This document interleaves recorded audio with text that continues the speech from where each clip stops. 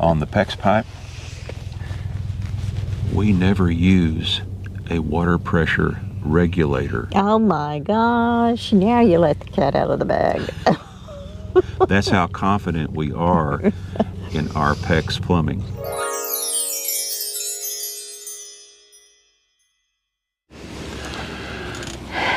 You won't believe this. We were well into shooting our video here, and I noticed that I had not turned on the wireless mics. I cannot believe that. But anyway, we're packing today, and that's why we're outside. And we thought, well, we'll go ahead and shoot this video right quick for Topic Tuesday. While we're packing, we're getting ready to pull out of here in 2 days. We'll pull out on Thursday morning. This is Tuesday morning. But what we're going to talk about today, we got an email a few days back from one of our followers, and actually they had a two-part question, and this was from Sean and Nicole, and I'm going to read the first question, and well, let me get to it here. There it is. The first question, and it says right there, first question. Have you had any PEX pipe issues? And if, in your opinion, PVC has disadvantages compared to using that over PEX pipe over a long period of time in a cargo trailer? Well, I'll start this off by saying that I have a lot of experience with PVC pipe, because in one of my other lives years ago, when I was younger, I worked for Culligan. And first, of course, I sold water softeners and things like that, but then I got involved in problem water in the area that we lived in at the time. There was a lot of sulfur water and a lot of iron water in the area, and so I ended up building water treatment systems to handle this situation. And I designed and built these systems, and and I was really involved in building them and putting them together. And of course, back then we used all PVC pipe. Now, when it come time to build the trailers, both of them, the red trailer and the trailer we're in now, we use PEX. And several reasons why we did, but mainly because at that time, the job that I had, I was an estimator for a major flooring company. And I noticed in all the new construction in the last several years that everybody was using PEX. All the plumbers were using PEX pipe. And it's my understanding, although I've never seen the actual test myself, but they claim that it will withstand super high pressures without bursting. It's also much more stable if your lines happen to freeze and thaw, less chance of it bursting. Things like that. And it's flexible. And it's relatively inexpensive too, for that matter. Right. Now, the thing about PVC in a cargo trailer conversion, and here we're going to go right back to what we talk about all the time. PVC is rigid pipe. It's not rigid like, say, copper or something like that, but it's rigid, especially compared to PEX, and it's heavier. And here again, we're bouncing down the road when we're hauling these things down the road. So it stands to reason that it's going to put a lot more stress on your fittings. Someday we need to put a camera in the trailer when we're going down the road. I want to know what happens. I'm afraid to. But anyway, yeah, that's the main reason why we use PEX. Now, the first time we did it in the red trailer, I had never worked with PEX in my life. And it took me a while to get it figured out, mainly because I'd never worked with PEX before. But on this trailer here, because I had some experience with the previous one, we had all the plumbing roughed in this trailer in, a couple hours or so. It was fast, wasn't it? But we were in a hurry too. Yeah, and we were. We were in a hurry. We was moving in. We, didn't have any issues because I knew what to do next. Now, when you're using PEX, we're gonna start off here with just a few basic tools. There's a lot more we could talk about with PEX, but we're going to talk about basic tools. And the first thing we're going to talk about is how you secure the PEX pipe to the fitting. Okay, and there's two ways to go with this. One is with a crimp ring. The other one is with a pinch ring. What's that third one? Okay, that's Pro-PEX. Shark bite. Who? Shark. Well, yeah, they're shark bites too, They're which I was going to talk about in a minute. Man. That's 3 ways. Okay, 3 things. 3 things. Crimp rings. Pinch but see, rings. shark bite is actual fitting and everything all at once. Well, yeah. Whereas, just let me. Just let move me, on. Just, Now, I would say, yeah, I better not say that. Just I would say, just sit there and look pretty. But that's going to get me in trouble real quick. But let's talk about pinch rings and crimp rings. Can I do that? Yes, you can. Thank you. A crimp ring is rather obvious, what the name implies. It simply crimps around the PEX pipe when you slip it over the fitting.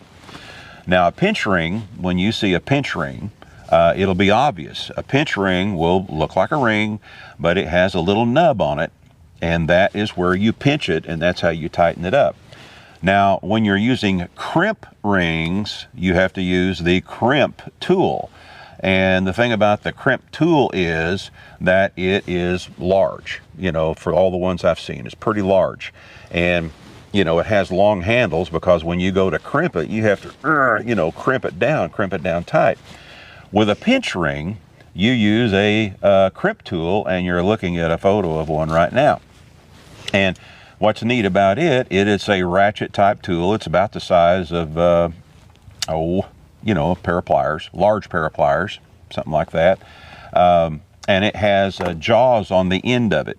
And basically what you do when you shove your fitting into the end of the PEX pipe and jam it all the way up, of course you want to have your pinch ring over the pipe first before you do this, and you shove that in there like that.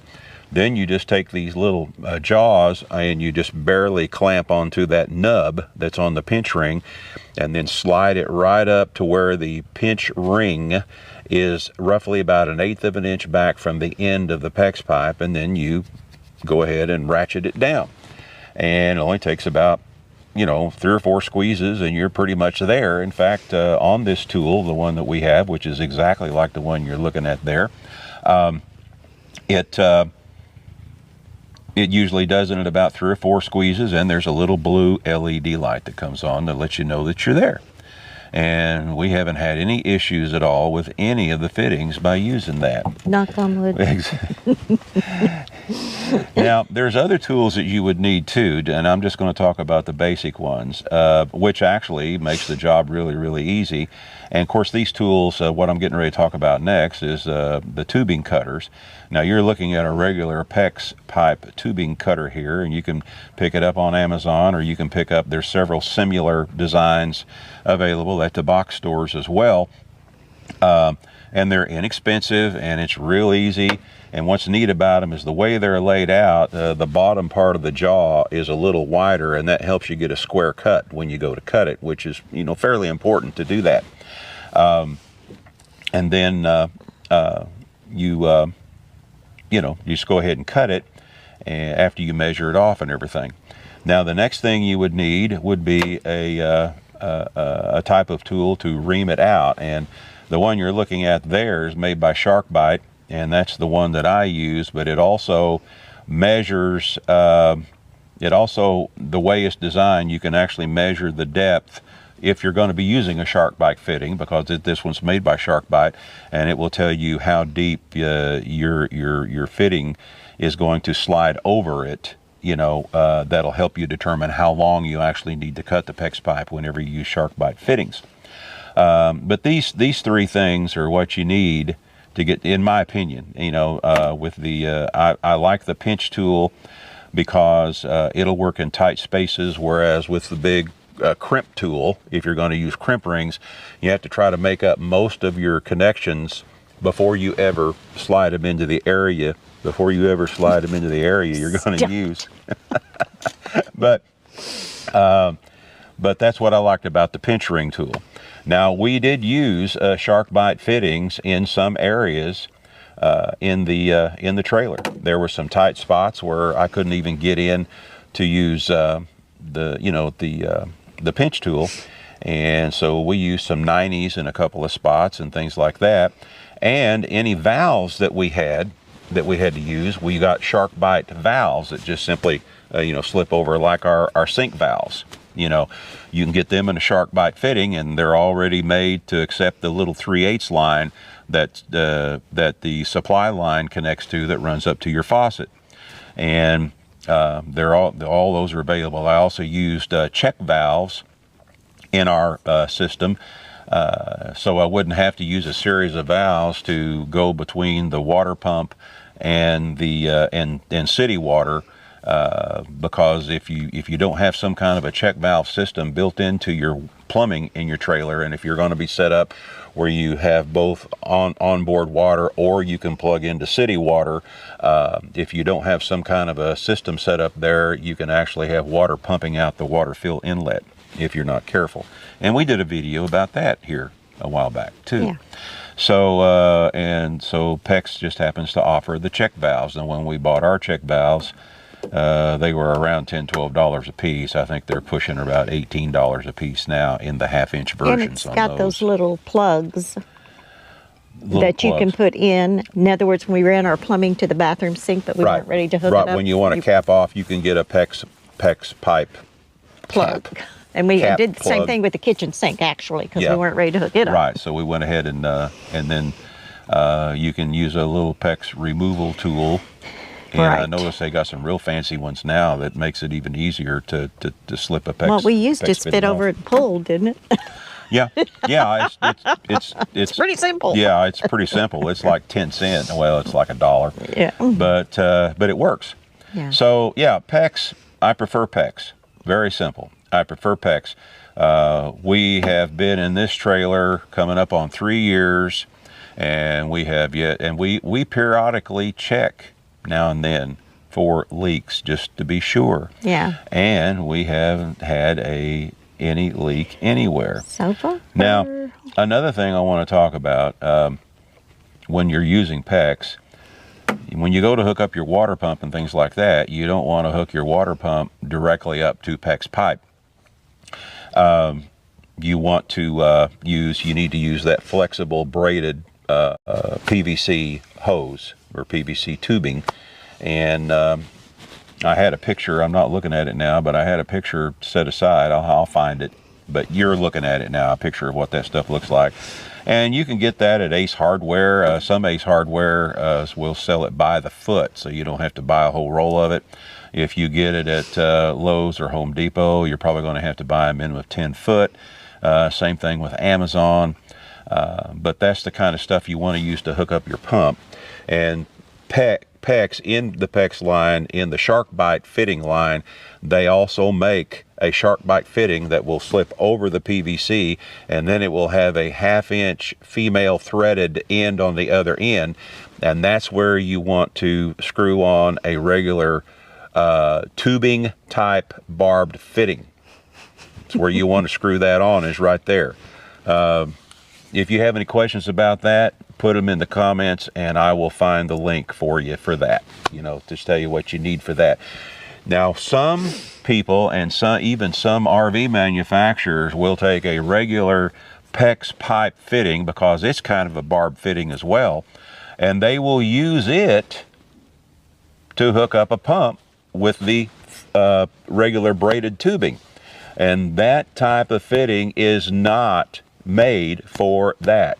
If you have a leak somewhere in your system, and if you have used a regular PEX fitting that's only for PEX pipe, if you use it to slip a regular braided hose over and put a hose clamp on it, you're going to have a leak eventually, and that's where it's going to happen. So you need to get the regular Shark Bite fitting that slips over the PEX pipe and has a female 1/2-inch threaded, standard 1/2-inch threaded opening on the other end, and then get a regular 1/2-inch barbed fitting, which you can get at Lowe's and Home Depot too, that actually physically screws in there, then, because that's the proper type fitting for your PVC braided hose where you'd want to hook up your water pump.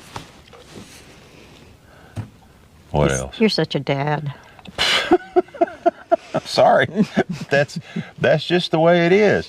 All right, now here's this other question, and I'm trying to get through these as quick as I can. The second question: we have seen your recent video, and we think we're around the 90-day mark from being able to order our trailer. hindsight about having a multi-piece roof and roof vents, would you change your order to a one-piece roof? And having the knowledge you have now about roof issues, would you try to design an alternate means of airflow other than your windows without cutting any holes in the roof? Well, first, let's clarify one thing. The word issues, plural, was used here. We haven't had roof issues. Yes, we've had one issue. And we had two holes in the top of the red trailer. We had a regular roof style, the basic roof style air vent in the red trailer towards the front, and then in the back we had a rooftop air conditioner. No, we had a rooftop air conditioner. We didn't have a Max. We had a Max air fan in the bathroom. We took out the regular rooftop. We did, didn't we? He never remembers. Yeah, we did. We did. We removed the regular cheap event that the manufacturer put in and put in a Mac. Thank you, dear. Well, it's been a while, and I've slept since then. I'm just saying. But yeah, we did, and we never ever no, that never single leak with any of those. And quite honestly, when it comes to this particular trailer and the issue we have, we don't really suspect it's an issue with the seal around the bottom. We think there's a problem with that particular vent itself, is what we think. But we'll know more about that when we dig into it, which we're going to in a little over a month. I suppose a one-piece roof would be awesome if you can afford it. Exactly. If your manufacturer company offers it. Yeah. Yeah. And I'm pretty sure that Rock Solid, where we got our trailer, I'm pretty sure they do offer a one-piece roof. But we had limited funds, and the reason why we went with the standard multi-piece roof is because of our limited funds. But here again, we didn't have any issues with any leaks in the red trailer at those spots. So it's a preference. Whatever makes you more comfortable. We didn't order the gray trailer with windows, so we were thinking at the time that the two vents would make enough airflow until we could get windows. Yeah. And it didn't. And it didn't. Yeah. No, not on this vent. We think that the real issue here, but here again, if we find out something different, we will be tackling this in a little over a month. We're going to go back to another friend's spot, and they have offered to help us, because I'm a fairly big guy, they've offered to help us get up on top of the roof and work on that. And then we'll make a decision between now and then what we're going to replace that with. But since we have windows in the trailer and they provide plenty of airflow with the Max fan, we are considering just going ahead and just covering up the whole period at the front. With a piece of sheet metal? Yeah, with a piece of sheet metal, and then sealing it really well. That's our first consideration, but we haven't made any definite decisions yet. We have time to think about this. Yes. You know, sometimes a person can get in too much of a hurry and then wish they would have taken more time to think about exactly how they want to resolve the issue, you know, and then you end up doing it again. But the one-piece roof, we've never, like I said, we've never had any. I was wondering what that was down there. That's Delilah. That's Delilah. That was her tail I was looking at there.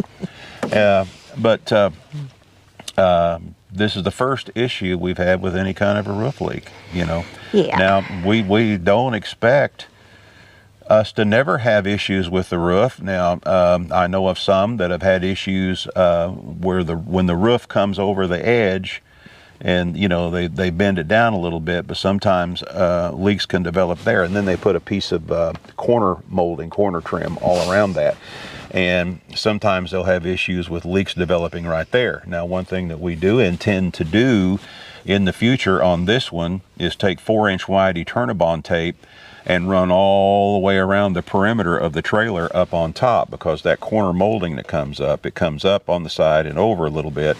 We're going to run that Eternabond tape all around the edge of the roof, where the leading edge of the Eternabond tape is right at the edge where the trailer, hopefully that would prevent a future issue. And with that 4-inch wide Eternabond tape all the way around, that stuff is absolutely fantastic. And if you've never used it, buy a small roll of it and you'll see what we're talking about. but it'll be really good to do that, and it'll be there. So anyway, we are not the leak thing. Would we, if we could afford it? Yeah, we get a one-piece roof if we could afford it, but we simply couldn't afford it. We had limited funds, and we still are limited funds. Yeah, you know, money's always a thing. Yeah, but so anyway, that's the answer to that question. I don't know how else to say that. But back on the PEX pipe, and I'm just throwing this in here, and this will also tell me how many people watch to the end of the video. On the PEX pipe, we never use a water pressure regulator. Oh my gosh, now you let the cat out of the bag. That's how confident we are in our PEX plumbing. Now he did it. Anyway, we hope this answered y'all's questions. Oh, I'm going to hear it on that one. But that'll tell me how many people watch to the end. That's very true. Anyway, I hope this didn't take too awful long, 22 minutes. Anyway, we hope this helped answer your questions. Keep sending questions. Yeah, keep sending the questions. We will be getting back to you. We've been working on a couple projects. We sold our kayaks, and we took the money from that and bought a 2-person inflatable kayak, and we'll be giving you a review on that. Bought it with our own money. We've also been installing a new dash cam and rear cam system in the van and trailer, and we'll be talking more about that here before too long. Yep. So we got a lot of stuff to talk about, a lot of stuff that you might find of interest. But for now, we're going to let you go. Yep. This is Bill and Deb with I Ride Tiny House Adventures. Today we're packing.